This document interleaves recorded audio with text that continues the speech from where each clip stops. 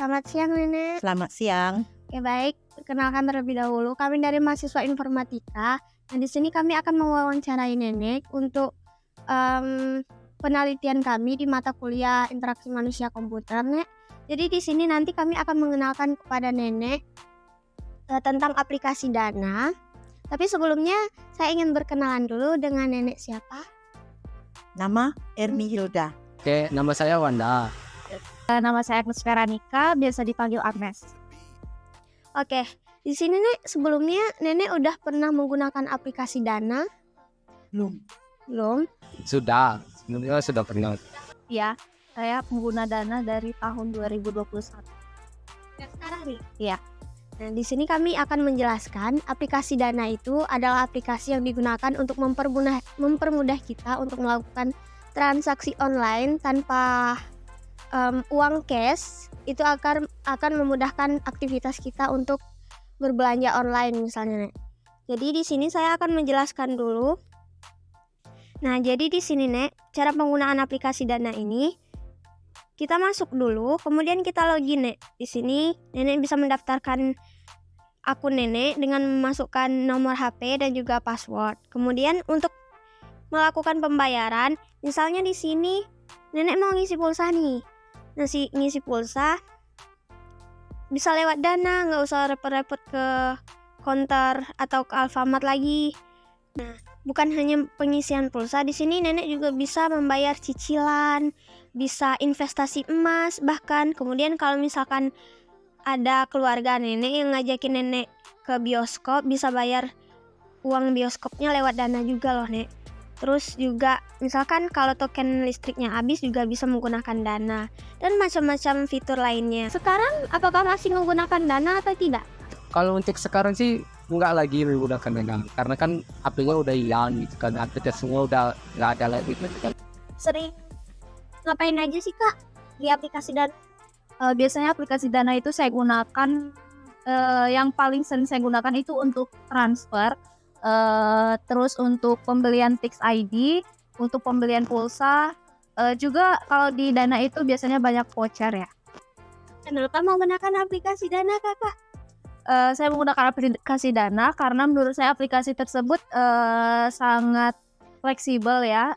Kita juga tidak perlu membawa uang tunai untuk pembayaran, kan bisa membayar melalui digital. Untuk kekurangannya pasti ada ya. Selama saya menggunakan Dana itu biasanya di aplikasi Dana pas kita melakukan transaksi sering terjadi bug kayak gitu. Misalkan pas mau melakukan pembayaran itu pembayarannya tidak bisa dilanjutkan seperti itu. Di sini kami menyediakan kuesioner yang disediakan untuk Nenek. Kami bertanya kepada Nenek dan ini dijawab sesuai dengan apa yang Nenek rasakan. Itu menurut Nenek ya. Sini pertanyaannya, saya akan lebih sering menggunakan aplikasi Dana. Setuju? Iya, setuju. Langkah-langkah untuk melakukan transaksi menggunakan aplikasi Dana jelas dan mudah untuk diikuti. Sangat setuju. Setuju. Saya merasa aplikasi Dana tidak sulit untuk digunakan. Setuju. Setuju. Saya merasa aplikasi Dana memiliki fitur-fitur yang beroperasi dengan seharusnya. Setuju. Setuju. Navigasi melalui fitur-fitur dalam aplikasi Dana adalah mudah. Sangat setuju. Setuju. Saya perlu mempelajari aplikasi Dana dan membiasakan diri sebelumnya untuk dapat menggunakannya. Setuju. Tidak setuju sih. Kemudian saya merasa pengguna lain akan mengerti bagaimana memakai aplikasi Dana dengan cepat. Sangat setuju. Setuju. Saya akan merekomendasikan aplikasi Dana kepada orang lain berdasarkan pengalaman pengguna saya. Setuju. Setuju. Saya merasa tidak ada halangan dan dapat mengoperasikan secara mudah dalam menggunakan aplikasi Dana. Setuju. Setuju.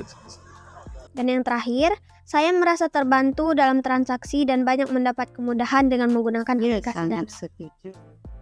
Sangat setuju. Kami akan menanyakan 10 pertanyaan yang kami sediakan dalam bentuk kuesioner. Nanti kakak bisa isi sendiri di HP kakak.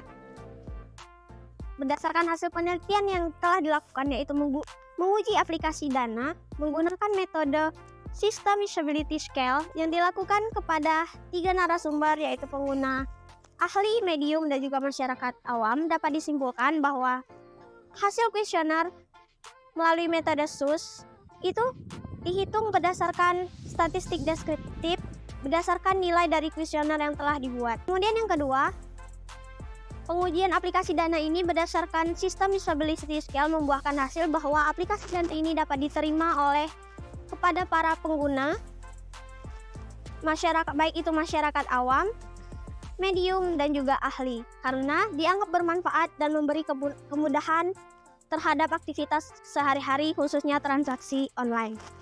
Oke, mungkin sekian yang dapat kami sampaikan. Semoga bermanfaat, semoga pengembangan aplikasi Dana ini semakin baik. Kami dari kelompok 1 mengucapkan terima kasih banyak atas perhatiannya. Mohon maaf apabila terdapat kekurangan dan kesalahan. Akhiri, wassalamualaikum warahmatullahi wabarakatuh.